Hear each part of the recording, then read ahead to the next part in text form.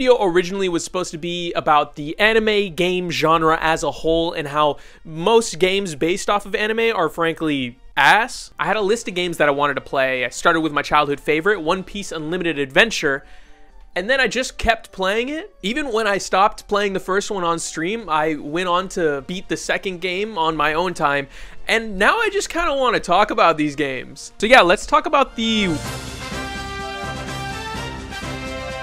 Wii is poppin'. What are you gonna do? One Piece game on the Wii, easiest decision of your life. Granted, Gambarian has been creating One Piece games for every console since 2001, so not too surprising. Came out in 2007 for Japan and 2008 for the West, this actually being the last One Piece game to be fully dubbed in English. This is actually crazy too because this game came out before before Frankie was introduced in the English dub, so this is the first official time we're hearing Frankie in English. They took the guy out of the English cover to avoid spoilers. I never noticed this as a kid. Anyway, before this, One Piece games were Arena Fighters, Strange RPGs, Arena Fighters, 2D Fighters, baseball.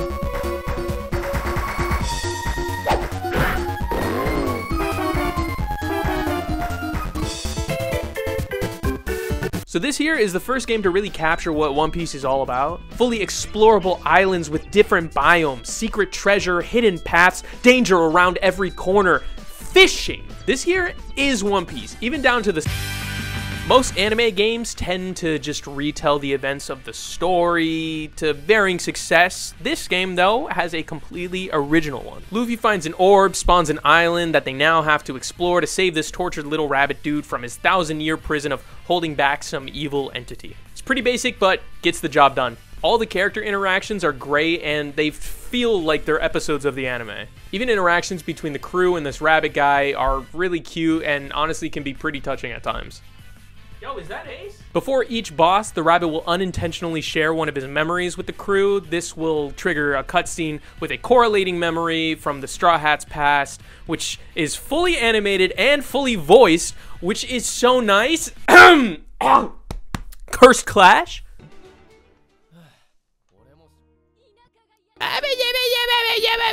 That leads to a boss spawning, and we get a little back and forth banter between the crew and the boss, which all feels natural, even if it's just text boxes or interactions some of the crew just never have even had. It's just refreshing seeing new writing since it's mostly been retelling the same story every single game. What's also refreshing is the...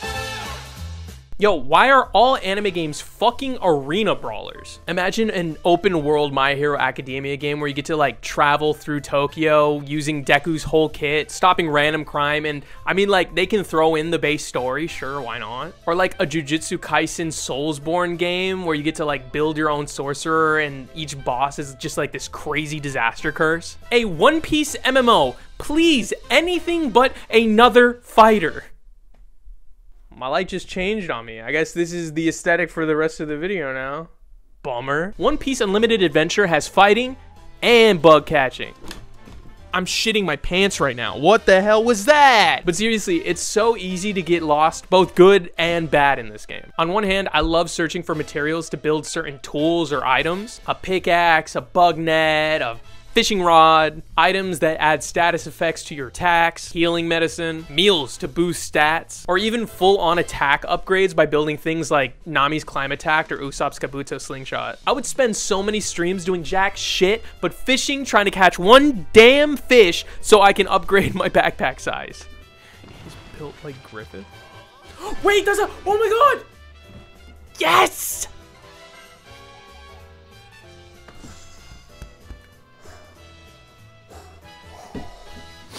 Catch one more. So yeah, there's bug catching and fishing, which honestly feels so at home in a One Piece game. Every character gets different reactions to their catches. The attention to detail is crazy. It's a Wii game, so of course there's motion controls, but it's exactly what you'd expect. Took me forever to get in the right groove, but as soon as I got it down, I was sending that fishing line far. Bug catching is a little trickier since you need to physically get closer to the bugs, and it's really hard to gauge how close you really are to them. This Golden Atlas is the bane of my existence. The different biomes help spice things up. You got regular island vibes, autumn, winter, cave, this jungle that is impossible to navigate without a map. This isn't to say it's all sunshine and juice for ladies. To progress, you need to feed this orb different items to level up these elemental bars. Different items are higher value, so it's always a tricky decision deciding if you want to burn a rare item just to get more bars instantly. Sometimes to progress, you not only need your bars filled, but a specific item. This can be anything from grass to a specific dish you need to make, which means that you not only need the dish, but the items to make the dish. It's kind of frustrating sometimes when you don't know exactly what you need and where to find it, especially without like a detailed map. You get this JPEG. That's it. Thank God. Now I can see where I'm fucking going. And this grinding gets really tiring, especially with your backpack constantly getting full, having to walk back, enemies respawning, let alone the island itself trying to kill you. Oh, bitch. Oh my God. But when you finally get there and unlock the boss statue and see these amazing animated character intros, it makes it all worth it. Okay, let's talk about each moveset is unique and shows off the Straw Hats well. If I had to rank them, it looks something like this. Usopp is the absolute worst. He exclusively shoots and it feels impossible to aim. Oh my God, bro. Usopp died? What the fuck? There's some comboing that you can do, like your dash into your 3-hit. All of it still is very satisfying. If you hit each move on the side right here, the last one will be powered up. Since it's just one move that's powered up, saving it for the right enemy is always running through your mind in every encounter. I want to hit him with my Frankie back shot. Oh, let's go. You also get a jump, a dash, and a roll. Perfect rolls give you invincibility and stamina for a sec. Speaking of stamina, this shit sucks. You get super moves and that takes up SP. Yeah, of course, makes sense. But running also takes up stamina and that does not regenerate. So like if your final move for your break shot is your dash attack, you're just never gonna get your break shot unless you gain some SP somehow. Another thing that keeps combat interesting is the progression of unlocking moves. So at first I thought it was like completely random, but turns out there's a stat page that you can see all the characters' moves and their level progression. Basically, you gradually unlock new moves by leveling up the attacks you already have by just using them in combat. This can be like a final hit to your 3-hit combo or like a really strong move that you use by shaking the Wiimote. Super moves are unlocked the same way and these look awesome. Some are really big attacks and some are just straight up transformations. Diable Jambe, Gear Second, Soge King. There's 3 enemy factions. You got pirates, which are on theme for One Piece. World Government, this being Marines and CP9 members. And robots. The bigger ones use moves from side characters throughout this whole series, which is sick as hell. Oh my God, he turned into a train. Puffing Tom. Bosses are all One Piece characters and are a bitch. Moves are super spammy, wide hitboxes, frame 1 hits that stun lock you into another hit. It's a lot. But getting in a good groove and beating on them after they've wiped half of your crew is always a great feeling. Though I wish there was an autosave because I spent 2.5 hours leading up to a Shanks fight on stream where he kicked my ass and it didn't save, causing me to lose all 2.5 hours wasted down the drain. Please tell me.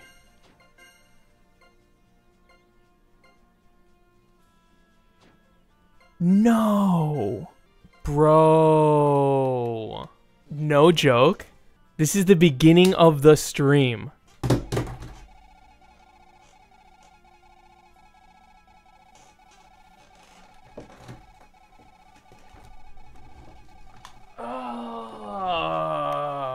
This also happened in Unlimited Cruise 2 with the Doflamingo fight. He actually steals the crew members, and once he's done with them, they're dead, so you're already working with like half the team. Great. At the time of recording this, Unlimited Cruise 1 is the only game that I actually beat. Like I said, there's status effect items that you can equip. You got freezing, electricity, or straight napalm. Not Usopp with the fucking napalm, bro. You also have to equip healing items to use, which is fine, but once they're equipped, you can't roll, so God forbid you're too close to an enemy while you're healing, and there you go, you just wasted a healing pot. When it came to the bosses, that's when I had the least amount of fun, for the aforementioned reasons, but also maybe because I'm just bad. Side note, there's a versus mode. I haven't touched the thing, but you get to play as like any character from the game, any boss. Just the fact that that's there is super fucking cool. I can't think of a good segue to this, so moving on to... I think the closest comparison you can make to the Unlimited series is One Piece World Seeker. They both have original stories, old rivals show up, unlockable moves, explorable world, yada yada yada. But when it comes to presentation, World Seeker falls flat big time. The cell shading here isn't as egregious as like Fortnite. Honestly, I think it looks pretty good, but when placed next to these dark, realistic textures and backgrounds, it looks ugly in my opinion. Now add stiff animation that doesn't have the expressiveness of One Piece, and once again, in my opinion, you have a poor anime game. Now this may be nostalgia coat, but I feel like the Unlimited series has more sense of an identity than any anime game that I've ever played, except for the Dragon Ball Z games, because they seem to actually get love and attention put into them. I love the use of purple in the shadows as a stylistic choice. The backgrounds are bright and vibrant. Even if they're trying to look more realistic, everything looks like it fits together. The textures on the models as well are just the right amount of detailed as to not lose that anime feel. Anime games tend to either use a really poor cell shading look or go to realistic, and neither of them really work. You need to really nail down this style. But I think the biggest thing are the animations. Even in little throwaway cutscenes, we get the Straw Hats being the most expressive I've seen in a One Piece game. They're not some basic 3D model that feels recycled for every game. They feel like the same Straw Hats we watch, just stuffed in my Wii. Boss. There's this aspect of the character models that I really like, and it's the proportions. They're not quite chibi, but they're not trying to match the anime one for one. They made them so stylized as to not look awkward. Something about modern One Piece games just always bothers me. I don't know if it's just me, but Luffy's hands feel too big. You look at Zoro, his neck is like super thick, and like all the girls, they just look off. It's really hard to describe a vibe, but just since these games onwards, like, it doesn't feel right. I love the low poly look to all the character models, and like, sure, that's mostly the Wii's limitations, but I don't know, man, it fits the vibe of the game. The attention to detail is insane. In every flashback we get the Straw Hats wearing what they wore in that arc, and I know that's like so dumb to bring up, but the fact that like the most modern One Piece games can't even do that is mind-blowing. That's also not even mentioning the original outfits that the characters get put in for this game, and then there's special outfits that are unlockable. I actually never got to the point to unlock them, so shout out Cold Phazon, who has the clearest video out of anybody. Some of them are kind of bad. Luffy's is just a coat, Chopper just has a cape on, but then we get some like really deep cuts. Zoro, Robin, Nami, like those ones are from cover pages. What also blows my mind is that this is the only game that allows you to switch to any Straw Hat on the fly. You would think that like One Piece World Seeker, the next open world One Piece game, would allow you to do that, but no, we get 3 DLC packs and only one of them is a fucking Straw Hat. It's pathetic. What's also pathetic is that there was never a US release for... They made another game and then a sequel to that one. The story involves Luffy finding this little demon guy he names Gabari. He basically acts as the orb from the first game, unlocking bosses in different pathways. Though this time it's for a hidden prize that this evil tree offers. Once again, nothing groundbreaking, but it's really the character interactions that shines. Gabari almost feels like a new crew member, like a younger Chopper learning what it's like to be free and fight for what you believe in, have friends, all that. Part 2 is pretty much the same, except Gabari is blue. What is wrong with you?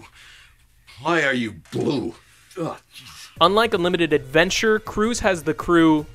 Wow, bars. Cruise has the Straw Hat crew traveling to each island, with the Thousand Sunny being the base of operations. The ship will slowly open up as you progress, having a kitchen open to doctor room, office, medical bay. From the docking section to Zoro's workout room in the crow's nest. It's so cool getting to explore the Thousand Sunny that we've been like watching for years and years. Even just seeing all the Straw Hats like doing their own thing and just vibing on the ship, it's such a nice experience. There was a lot of added features to this game, like regenerating stamina, as I said, Frankie's everything cannon that allows you to shoot yourself, launch yourself to designated areas on the map, as well as slingshot points on the map that allow you to get back to the ship. Once again, every character gets these expressive animations as they hop into the cannon or hop onto the slingshot. It has this amazing level of charm to it.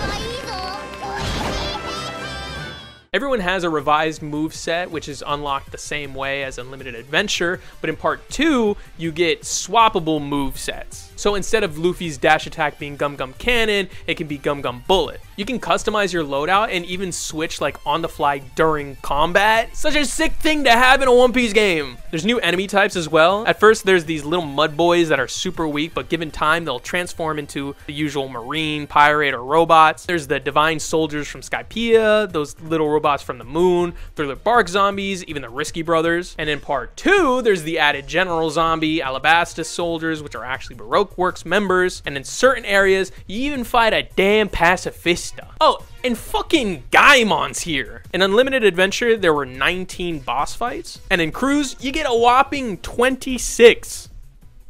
Divided between 2 games. Each part has 13, and sure, every boss from Unlimited Adventure is returning, but most of the returning characters are put into double battles, which is a massive spike in difficulty and adds to variety. No-brainers like Lucci and Kaku are thrown together. And then you got Shanks and Mihawk. Bro, what the fuck? The first game came out around Enies Lobby. This one came out around Sabaody, and the bosses reflect that. You get Kid, Kizaru, Kuma, Blackbeard, Buggy. Yeah, in the first game, they just didn't have Buggy as a boss fight. They had Don Krieg, though. Episode 1's islands consist of beachside jungle, canyon, ice mountain, and a cave. But for episode 2, we get more specific islands. A desert with Crocodile as the boss, a gloomy Thriller Bark vibe swamp with a massive ores fight. Not as cool as it sounds. A sky island like Skypiea. And even a remixed version of the first area in Unlimited Adventure. It has the same vibe, but just a bit darker and mapped out slightly different. It's a really cool throwback as a fan of the series. All in all, this feels like the first game, but with so many quality of life upgrades. Crafting feels easier, map discoverability is clearer. It doesn't feel as tedious collecting materials. All around, this is just like a perfect sequel to a perfect base game. Like, this is how every One Piece game should be made going forward. And Gambarion agreed. They put this shit on the 3DS. What? Oh, but get this. Both episodes are in one cartridge, as well as a playable Marineford mode? What? I'm not going to speak too highly of this port since I've never actually played it, but I mean, even just the fact that they like were able to get both games onto this console like at all is mind-blowing. And adding new content. It really looks like they know what they want to do going forward with the series, and I am so excited to see like what they do with it. And 2 years later, we get Unlimited World Red. And never have I been more disappointed. Red dropped in 2013 on the 3DS. This is very important. Okay, they ported Unlimited Cruise to the same console. Obviously, this format works.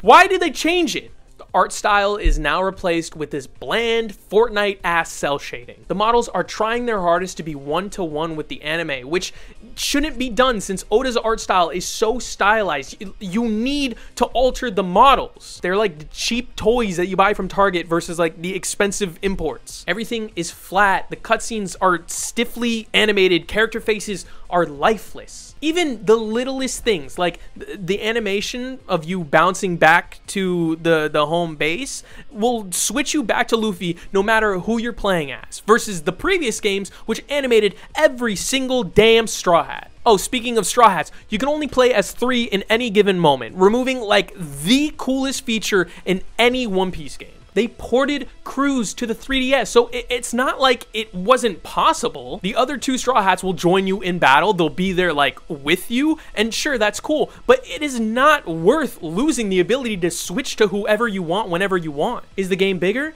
No. The levels are linear. You just travel to the end. No more exploring and finding different branching paths with hidden treasure at the end of them. Sure, in Cruise, locations were themed off of, you know, previous islands, but in Red, you're just straight up in Punk Hazard. The plot is original and there is an original boss, so like, okay, having a dedicated villain is a step up, but it doesn't justify you traveling to islands from the anime and fighting the arc of that island. Fighting the villain of that arc on that island. That's what I meant to say. There's still fishing and bug catching, but say goodbye to these fun catch animations. Also, say goodbye to fishing in general. All we get is these fucking QTEs. Great. There's no fucking dash. You walk everywhere. You can Spider-Man around as Luffy, but not in the levels, okay? In this stupid town that they put you in with NPCs that give you missions? This isn't One Piece. What the hell is this? Whoa, okay, I'm an ally. I promise. There's a good section of costumes for Luffy. Brook and Frankie get shafted all the time. At least this game gives them their like 25th anniversary outfits from the anime opening, but that's all they get. This game came out around Dressrosa. Frankie was in Dressrosa. He had the suit. You could have put him in the suit, but no. Let's give Luffy 5 million different outfits with different variations. Unlimited Adventure gave Frankie his masquerade outfit. That's such a deep cut. The part that made me lose it was when I activated a cutscene and it cut to Luffy, Zoro, and Frankie not wearing the outfits that I selected for them. Literally the simplest thing, and this game can't do that. And here we are, 2024. The last game we got was One Piece Odyssey, which is a classic RPG with an original story. I'm not gonna talk too badly on it since I've never actually played it, but the art style and animation look very, very bland. I have zero interest in ever playing it, honestly. One Piece Pirate Warriors 4 just got its last DLC, maybe its final DLC ever. I like those games, but honestly, they're more just like mindless action. One Piece Unlimited Adventure and Cruise are the most interesting and faithful One Piece games that have ever existed, and if I'm being honest, I don't think we'll ever get a game like that again. I would love for a new Unlimited series game that, you know, has a faithful art style, original islands with boss fights from all over the series. Animation with character and life put into it, letting you switch to any damn Straw Hat you want because they're all main characters. We need a game that is an extension of One Piece and not just a product meant to be sold and forgotten about within the year. I don't know. I feel like this like isn't a lot to ask for, but what do I know, right? Bandai, put me in charge of the One Piece division over there, okay? Like, I will helm a One Piece game that will blow all other anime games out of the water. Ocean, like One Piece. One Piece.